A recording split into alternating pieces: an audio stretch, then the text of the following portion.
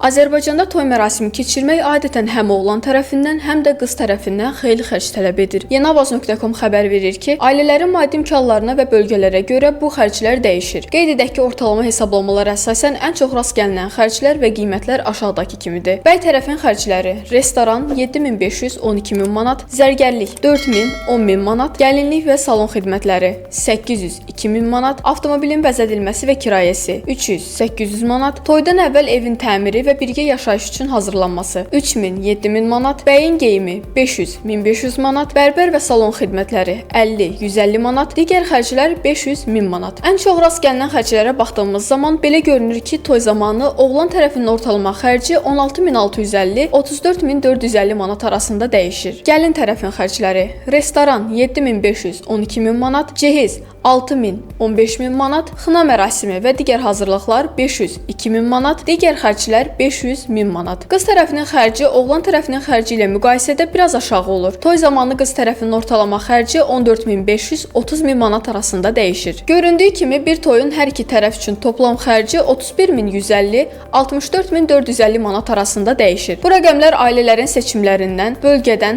restoranın səviyyəsindən və zərgərlik markalarından asılı olaraq arta və ya azala bilər. Bəzi ailələr toy mərasimini daha sadə formada, bəziləri isə daha təmtəraqlı şəkildə həyata keçirir.